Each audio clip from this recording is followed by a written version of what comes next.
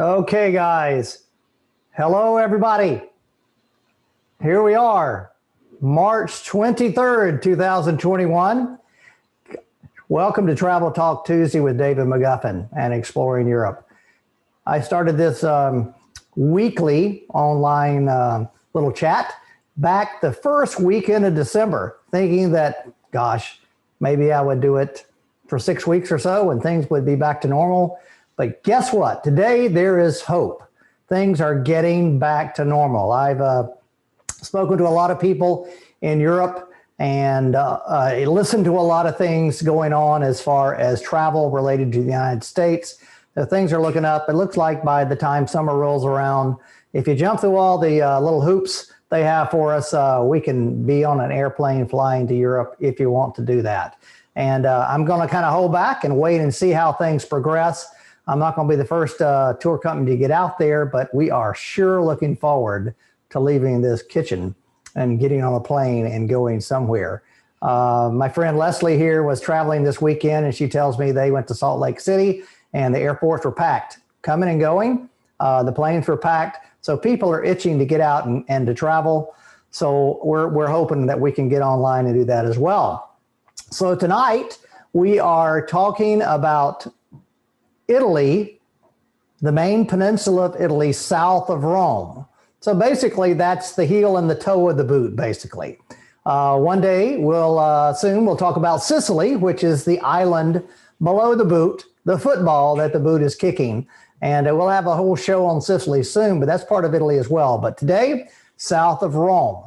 And I'm going to kick this off right now and talk to you a little bit about my Best of Southern Italy tour that begins in Rome and it can end in Rome or Naples. But I just want to I'll give you a little information about it because I've done this tour one time by myself to explore it and one time with two ladies. And so I have not a whole lot of video content, but I got a lot of pictures. And so we'll talk about it and go through it and do a few slideshows so you'll see the destinations and everything. But I'd really like people to consider doing this because if you love Italy and if you've been to Italy and you love it, to the north of Rome, doing the destinations that we've talked about in the last few weeks, for example, Rome, Florence, and Venice, or Milan, or Lake Como, then if you're happy with that, it only gets more intense and better and less crowds the further south you go. So we're looking forward to doing that. So let me get this back to sharing. And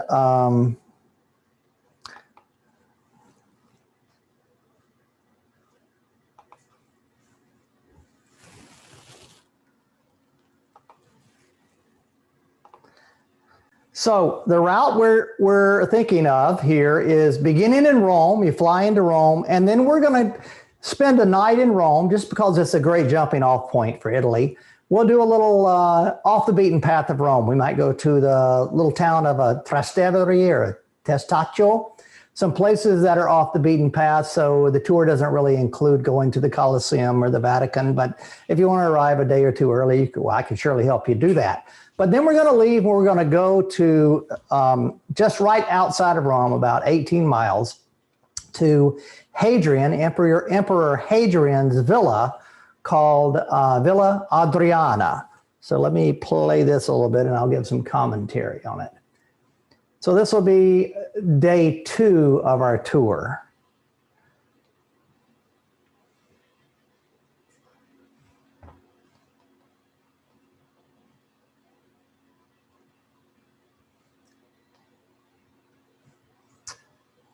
So like I said, Villa Adriana is just 18 miles to the northwest of Rome. And Hadrian was an emperor, Roman emperor in the 1st century. And he was very well respected. He was, if you put it all down and you take a poll of Romans, he was the 3rd most favorite emperor of all times. And so he didn't like living in town in Rome on what we know near the Colosseum and Forum called the Palatine Hill. So he built a villa in a village outside of town where his mother owned some land, and he called it Villa Adriana. And just like any other type of ruins that we see, it's still in ruins. You have to use your imagination, but it's a wonderful place. It's in the Apennine Mountains, just to, like I say, to the east of Rome. And so you have a high vantage point. You're about 1,800 feet above sea level. You can look across and you can see the skyline of the capital of Rome. And it was a place where 3 aqueducts came together before the 7 of them went into Rome. And these 3 aqueducts at Hadrian's villa fed many of the fountains and pools that are in this villa. So real quickly, let me just go through some photos here. This is a basilica there. A basilica is a public place. These are some of the baths that were there in the villa. You can see a lot of water here and a lot of extravagance. Many gardens, hanging gardens. It was beautiful. These were all foundations for walls that were built for part of the massive villa. And I think this is one of the most impressive pools here. It wasn't for bathing. It was just to sit around and enjoy the pool. I guess they would have their Campari spritz or something right there around that pool and enjoy the afternoon. But plenty of water. And it's just a delightful place, especially back in the day when Rome was so dang crowded that you could get out of there and get out of Rome, go 18 miles, and you could spend the time in the countryside just seeing Hadrian's villa that was built in the 1st century, Villa Adriana. So that's that. Now, what's happening next, I have a map up here, and you can see we've started Rome, and we're going to go way over here to this little bone spur that I call the Gargano Peninsula. And the Gargano Peninsula is a off the beaten path destination for most tourists outside of Italy, but Italians know about it and they love the beach there. So I'm just going to play a few little pieces of video or slideshow here about this. This is the Gargano Peninsula in the village of Vieste. And it's known for these limestone cliffs that you see right here that have, well, they call them grotto, but caves that have carved out from years of erosion. And they're beautiful. You take a boat cruise and you see this. The boat cruise is about 3 hours. We stop and have lunch. We come back here to this village, and then you have the rest of the day to hang out at the beach or tour this little pleasant little town here of Vieste. So I'm going to stop the video here. I'm going to come back to full screen, and I want to talk to you a little bit about what I'm preparing for my snack dinner tonight. So let me stop this share. And because we are dealing with southern Italy, part of southern Italy, and the last place I'm going to talk about is the Amalfi Coast and Naples. And in Naples, a very famous type of pizza was prepared there, and it's pizza margherita. And Margherita was the consort queen of Italy in 1889. She was married to the 2nd king of Italy, Umberto I. And she showed up in Naples, and this pizzeria guy, his name is, they called him not a pizzeria guy, but a piazzole. His name was Raphael Espezota. Oh, that's it. It takes me, I hadn't done this in a year or more. So I'm all trying to get it in my brain. And so he, in 1889, wanted to prepare a special type of pizza for the queen consort, Margherita. And so Italy had just been unified into a country about a decade before that, in 1870. So 1889, she showed up there. And so he said, I want to do a pizza. I want to do a pizza that is red and white, not blue, red, white, and green, like the color of the Italian flag. So he took tomatoes, and he took basil, and he took mozzarella cheese. I'm going to show you real quick here. And he combined all those ingredients together and put it on a pizza on his dough and put it in the oven and made what's now known famously as pizza margherita. So it's very different here in the United States than it is in Naples, but I've tried to authenticate the recipe. So let me show you real quickly how I'm gonna put it in the oven, okay? Here we go. Leslie's gonna grab the camera and we're gonna see if we can make this work.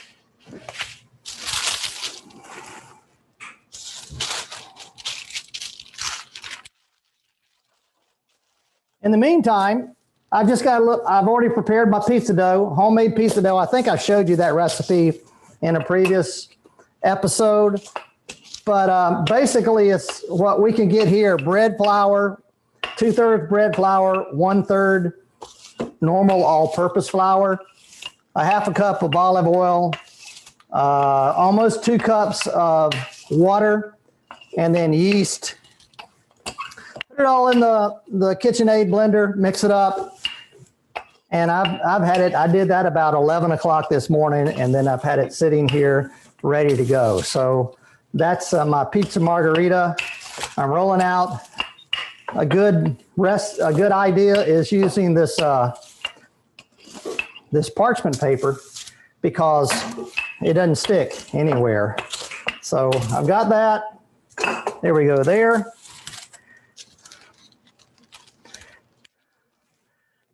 I have my own sauce that I've made out of tomatoes. I made that Sunday night. So it's tomatoes, garlic, and seasoning, basil and whatnot. Put a little bit of that on there. Small coating of it.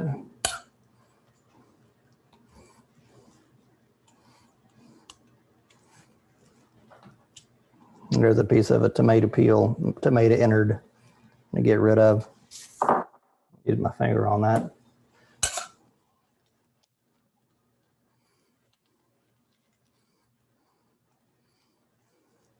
So that's about, you don't want to overdo it on the tomato sauce. Then I take slices of mozzarella. Normally it would be bufala mozzarella, but I'll tell you about that a little bit later on this tonight, but we have no mozzarella de bufala here that I could find locally. And so it's just mozzarella cheese, but mozzarella means, mozzare is an Italian word, is to separate by hand. So these curds or the cheese, they reach into the milk with their hands, take the curds and form them into these balls. So that's what we have here. I might as well use all of it. So it's going to be a cheesy pizza. And I'm going to cook this, and then about halfway through the process, if I can remember, I'm going to come back and put on the basil because we don't want to cook that as much. And then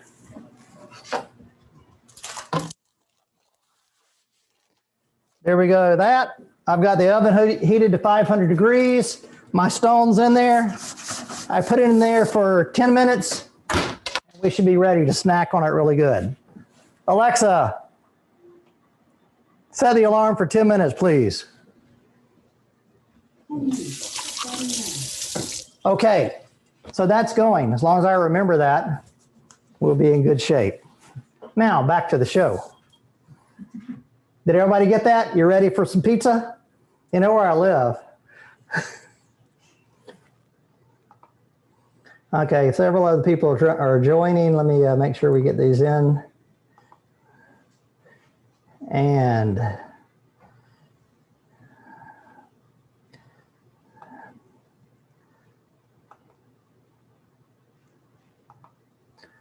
okay, so we're going over to the Gargano Peninsula. We already mentioned that.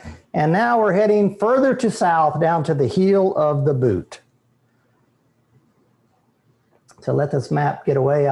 That map will pop up a lot. Now this here is a unique castle in the middle of nowhere, and it was constructed by a guy named Federico II. And if you know anything about Italian history, he pops up all the time because he's It's a self-proclaimed king. Well, I guess I call him the self-proclaimed, but he's the king of Sicily, of Italy, and he called himself the king of Spain because he was very powerful, and he was able to take over a lot of parts of the world. Let me look at my notes here. This was built in 1240 AD, and he inherited this land and the island of Sicily from his mother, Constance of Sicily. And so he was very influential person there in the Italian history, or the history of the world at that time in the 1200s, in the 13th century. So we'll stop by, go in this castle. It's out in the middle of nowhere, but it's massive. It is huge if you just see it. Then we'll head further south, and we'll go down to this village of Ostuni. Ostuni almost reminds me of a village in Greece, because as you can see, it's all whitewashed. There's also villages in Spain, in the south of Spain, that are all whitewashed with limestone or lime paint. And so this is very similar to that, located on the seaside, Ostuni. This is lit up at night, wonderful old town with small little narrow lanes, a lot of shopping streets, many fine little cafes and restaurants. So we'll spend a couple of nights there. It's also a region famous for these massive old, centuries-old olive trees that are there as well. From Ostuni, we head over to, going back toward the west, to a village called Alberobello, and it's famous for these type of cone-shaped houses that the roofs are corbelled with dry stone, very similar to what you find in Ireland if you've been watching the last couple of weeks with these beehive huts. So they're corbelled with that, so there's no rain that gets in, and they're called trulli houses.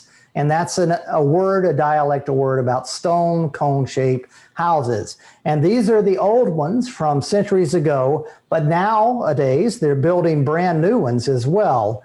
So you can see this is going in this region down here toward Matera. But nowadays they're building these houses in a new style with air conditionings and everything else in it, but using the old construction techniques. And so when you go and stay there, you stay in these houses. There's a poppy fields. There's a new construction Trulli house right there. This is the main square of the main town. You can see still southern Italy, very white in color. Everything around here is white in color, as opposed to what we'll see on the Amalfi Coast or the Cinque Terre, or anything with many different colors. The Basilica here is very world famous, and this is a photo that I took in a rainstorm, by the way, and that's actually a color photo, but the rain was coming down so much and everything that it almost looks black and white. But this is the original Trulli village.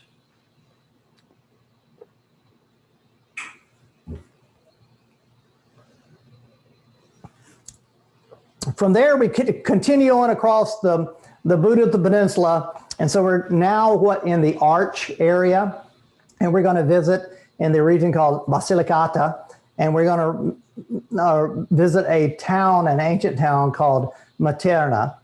And in Materna, the people back in the Middle Ages and earlier had nowhere to live, and it's a huge canyon. So they built, as you can see, there's a huge canyon here. And so they built their houses into the tufa and limestone walls there. Into the rock, and made their homes in there. So in Materna, it's a really great little town. And so we'll spend an evening there and tour one of these towns. This is sunset on Materna, looking across the valley to the modern day medieval town. And this is a replica home we walked into, cut into the rocks, where they would have their stable with their donkey inside and their kitchen right next door. So you'd have plenty of heat from the donkey, and plenty of fuel also to fire heat up your water and everything. So that's Materna, beautiful, beautiful town.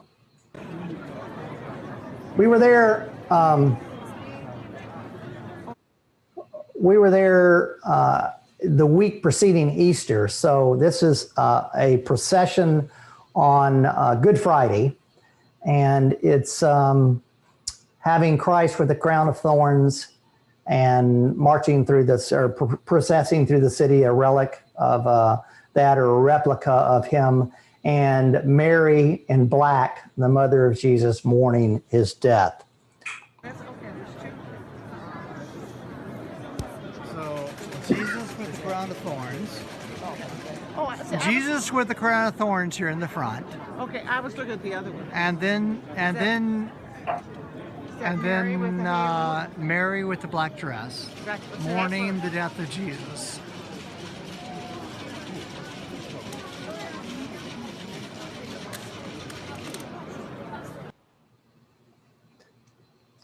So I'll pause there, but as you know, in the Christian faith and the Catholic Church, Easter is a very important time, and it's in all of these villages. Every village has a celebration or a mourning, a time of remembrance for Good Friday, what we call Good Friday, the Friday of Christ's death. And then, of course, Easter Sunday, I'll show you a little bit later on. We were in Sorrento, and a big celebration about Christ's resurrection. And so that's just a little bit of those festivals you can encounter almost any time you're traveling. This is still Materna. And from there, we go all the way over to the west coast, and we're going across these mountains, a beautiful drive on the autostrada here. You can just see the mountains in the background, a beautiful day that we've had.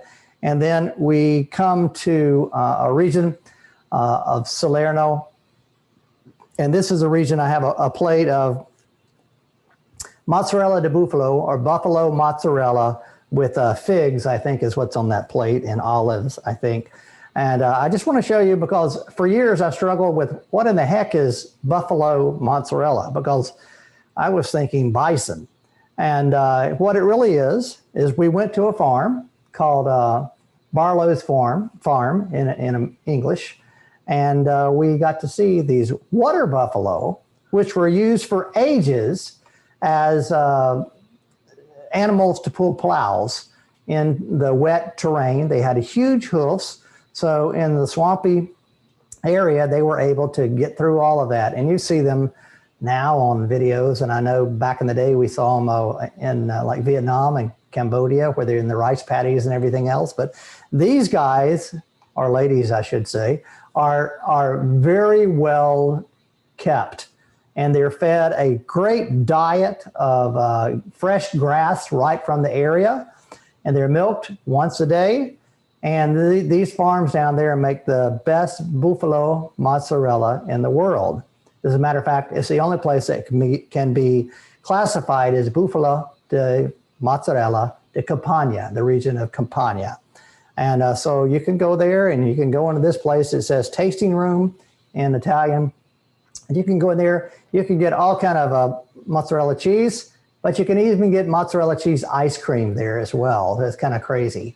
And then if I were to walk out of that door and look straight away across, I would be in an area looking at a temple called Paestum, which is a Greek temple in Italy. And Paestum was probably I got to stop here just a second because I think my alarm's sounding. Let me check the pizza. Looks pretty good.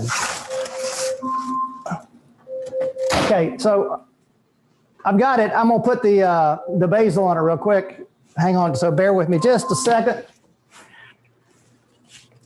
Alexa, off.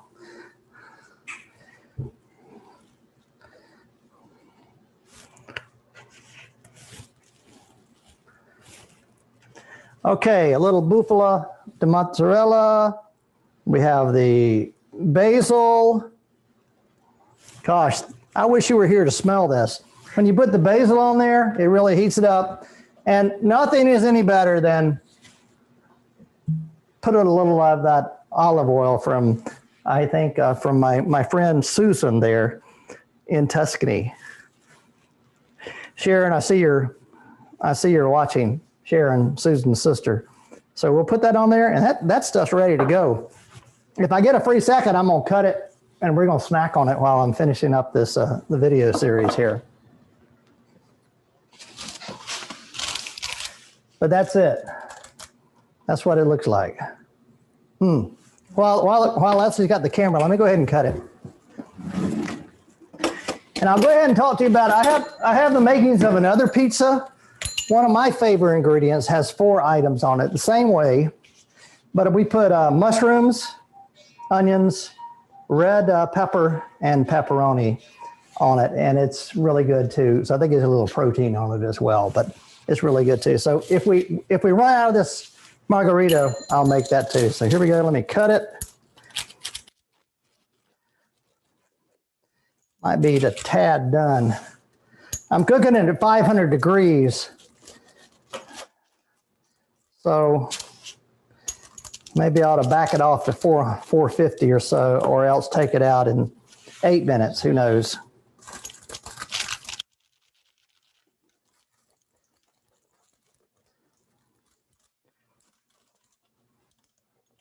Okay, I'm gonna put a piece on this plate and let it cool, and then maybe I'll take a bite before we finish up. So there you go, pizza margherita. Okay, let's get back to the show. We were talking about buffalo mozzarella cheese, and so that's, as I said, the best we can find there. But this farm that I went to, Berlotti in Italian, or Barlow in English, is one of the most famous down in that region near Salerno. And then I was mentioning to you also about this Greek temple. There are 3 of them, but this is one of the most well-preserved Greek temples in all of Europe. Even if you think about being in Greece, a lot of the temples that we see in Greece when we travel there are in ruins, just like you would find the Roman Forum in Rome. But there's some in Sicily. There are a few in Greece that we know of and we visit. And this one here in Paestum, the temple of Hera II, is a UNESCO World Heritage Site and one of the most well-preserved. So from Paestum, we move on up the coast, heading north along the Mediterranean Sea. And we were in Salerno, so we're going to go into the area. This is the town. Well, actually, you're looking south here on this picture. We're looking south along the Amalfi Coast. I'm up in the village called Ravello and looking down to the town of Amalfi. And you can see there's a road, maybe you can see there's a road that goes along the side and along the cliffs there, but it's a very treacherous road to drive, but it's one of the most beautiful drives as well. And so this town of Ravello is up on the hillside. It doesn't have a beach, as you can see, but there's a beach down there, the town of Amalfi, and also Positano is another town down there as well. I was happy to visit Ravello some years ago when one of my principals, John, his daughter got married here. And I was able to go to a villa up in Ravello. I took them along on a tour, just the 2 of them, he and his wife, John and Mary, and we attended his daughter Courtney's wedding up in Ravello. So it's the only time that I've not really packed light. I carried a tuxedo all the way to Europe, believe it or not. This is the town of Amalfi. Views from way up in Ravello.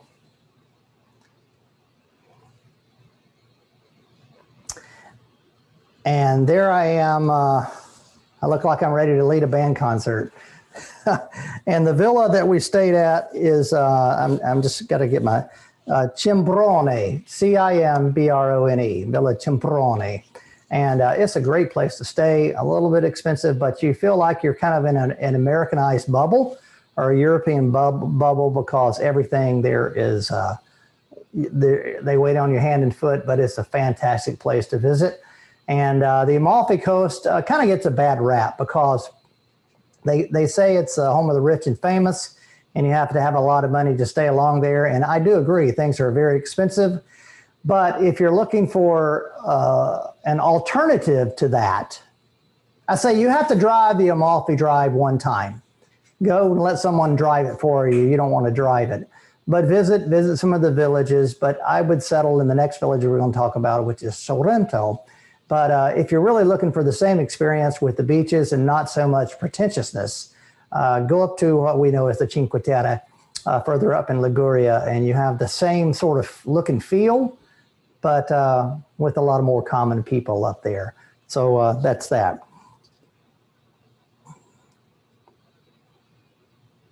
So from Salerno, we come up there. We went to Ravello, and this is Sorrento. Sorrento is a much less, as I said, pretentious town. It's also, Salerno is still on the Amalfi Coast, but it's just over the hill from where we just were in Ravello, Amalfi, and Positano. And in this region, there's a lot of tourists from all over Europe. English is very widely spoken here. German is as well. A lot of German tourists are there. And you can settle in here on a hilltop for a day or two and just feel like you're really on vacation. So I really like Sorrento. We were here, some of these photos are from Easter Sunday in Sorrento. So I attended Mass there, and it was just wonderful to do that and be there on Easter Sunday.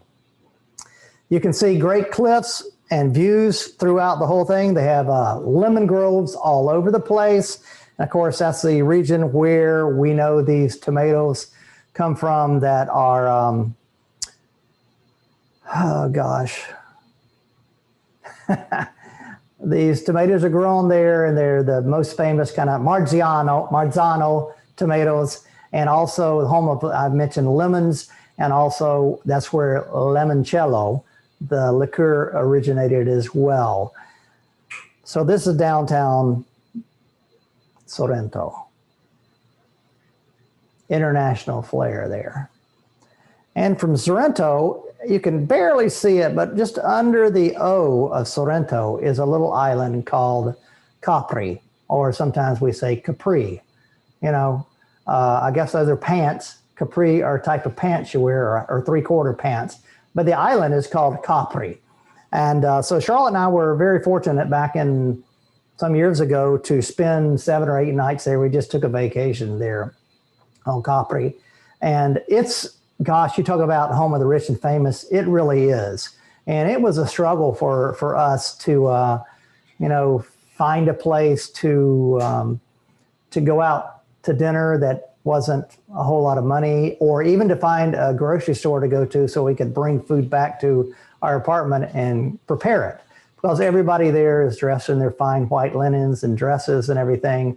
And here we were walking around in our tourist clothes. But we made it work. It worked very well for us. And so that's the island of Capri. It's about an hour off the coast of Sorrento and Naples. And this is the main square, the main area of Capri. This little bus brings you up to the esplanade above town.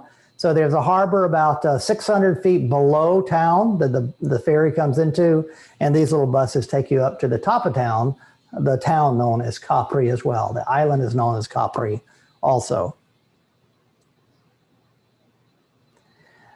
Okay, so this is one of the most famous views in Capri, and this is from a town called Capri, and it's higher than Capri, and it's looking to these 3 rock structures that have been eroded by nature and by the sea for centuries, and it's the Fariglioni is what they're known as. And Charlotte and I were fortunate enough, like I said, we were there for several nights, or for I think 7 nights.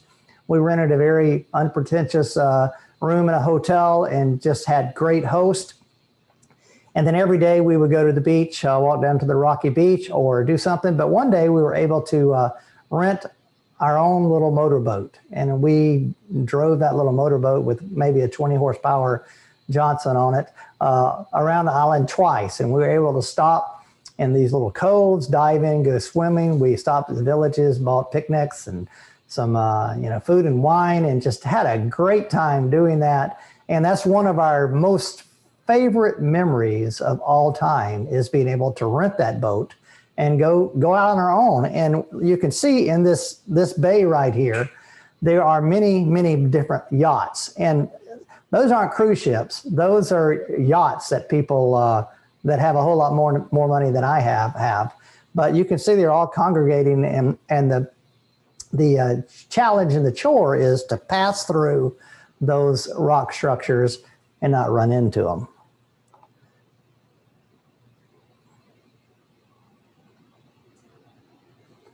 Again, I took this from the village of Capri. This is Charlotte and I on a beach. And beaches here are not sandy beaches. They're rocky beaches. And this one even had some concrete poured. And so we had flat surfaces to put chairs on, but just a fantastic experience. There's a sandy beach right there. There's us renting the boat, me being the captain for the day, and some of the yachts. Now, this is the queue up for one of the most famous things to do in Capri, and that is to go into what's known as the Blue Grotto, the Grotto Azzurro. And in order to do that, it's a cave, and what you do is you go into the town of Capri, you take a boat over from Naples to Sorrento, the ferry, then you charter a boat like this big white one here, and you charter this boat along with about 30 other tourists. You get on this boat and you go about 30 minutes around the island to this cave that's here, called the Blue Grotto. And then you get off this big white boat and get on this smaller boat that you see where there's about 10 people on the boat. And then you queue up outside the Blue Grotto, the entrance to this cave, and then you get in a smaller, almost like a canoe, with 2 people and 1 guy who drives it. And you time the waves, because the entrance is only, it's only about a foot, maybe 2 feet above the water. So you certainly can't sit up in the boat to get in. So you have to time it. The guy in the back tells you, okay, duck down, lay down. They time the wave, the waves come out, the boat goes in, and then you're inside this beautiful cave, kind of like the caves we have here in Florida as well, but they are filled with half water, and then everything is, because the sun's coming in and is shining on the water, everything is blue. Therefore, it's known as the Blue Grotto. Now, Charlotte and I didn't really want to do that, and since we had 7 nights there, we actually took a bus to a nearby town and walked down to the Blue Grotto, and it was probably an hour walk down through several little villages to the entrance of it, and we waited until the last tour left. And then we jumped into the water and swam into the Blue Grotto all on our own. And it was like Charlotte and I, our camera, and 3 or 4 other people who were doing the same thing. And what a fantastic experience. And we wouldn't have been able to do that had we not been, number 1, on vacation, had we not, number 2, asked the hotel how in the world do we get to the place. And so we just did it. So it was a great time. Somewhere I have photos we took with in the cave with our underwater camera. I could not put my fingers on it today, but it was a great experience. So Capri on this Best of Italy tour is actually a day trip. So, you don't get that whole experience, but it is a nice place to go and visit. And you can cruise around the island. You can go into Blue Grotto, as I mentioned earlier before, but it was a fantastic time. Okay, that was more than I wanted to talk about on that, but it was just an event that I've never experienced and never have done it before. Here they are going through one of the entrances to those 3 rocks. And this is Charlotte and I taking photos as we get closer and closer on our little boat the day we went. See, we're getting a little bit closer. This was back in the day when video wasn't so great, so I guess that's why I only have photos of everything. I think it was 2008, I believe. There we go. We made it. I didn't hit any walls or anything, so we made it, and still smiling about it.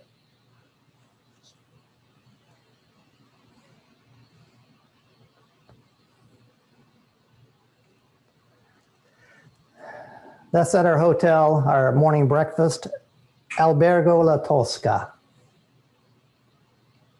And this is what we enjoy doing a lot, sitting on that stone beach and sipping a drink. We went to Naples one day, and Naples is not my favorite city. It's a big, huge city of over 1 million people, but there's a lot of history there, and a lot of immigration happened from there. This is one of the public buildings downtown in Naples, and of course we had to go to one of the famous places that served the pizza margherita, and so this was it. We got there right before they were closing. It was lunch right there before they're closing, and we got, of course, you see we got pizza with sausage on it. And then nearby Naples is the ancient ruins of Pompeii. And here you have to use your imagination as well. But Pompeii was a city in the 1st century that the volcano Mount Vesuvius erupted and covered the whole town of Pompeii in ash. And it covered it up 6 or 8 feet high. And everything that happened that day stopped. And so to a level about 4 or 5 feet, once excavation began, the city looks as it did in the 1st century. I think it was 63, if I'm not mistaken, that when this happened. And so this is a plaster cask of one of the people in Pompeii who were killed on that day. And what they would do is that person, unfortunately, would be covered with ash, would die, everything would decay, and then there would be a hollow cavity left where that person was in his last moments. And then they would pour plaster into that hollow cavity, and the plaster cask would be depicting that. So there's a lot of those relics sitting around Pompeii. But it's right at the foot of Mount Vesuvius. You can see right here that the ancient road is still there. As you can see chariot tracks in it. And as you can see that things are pretty much intact for 4 or 5 feet up the wall. And then beyond that, over the centuries, all of it is eroded away. So an act of nature, but one that preserved a lot of history.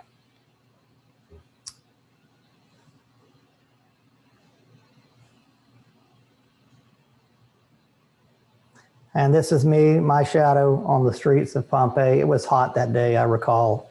And from Pompeii and Naples, we pretty much end the tour.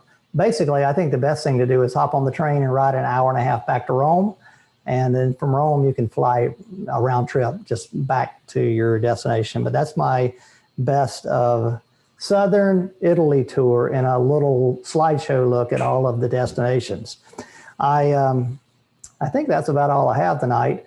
I thank you guys for joining in. I was able to find, to look on the screen and kind of checkerboard everybody on there. So I see everybody on there, and Tom and Nancy and David and Sharon and Leanne, and were several other people, Ken Moore that was on there. And of course we had quite a few people on Facebook as well, kind of looking and comment, but we thank you for that. Let me see how this pizza margherita tastes.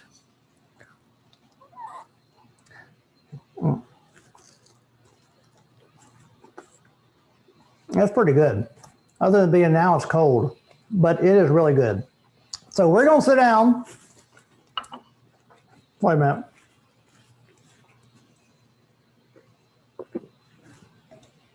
We're gonna sit down and have pizza margherita, and let you know that next week we're doing a few off the beaten destinations north of Rome.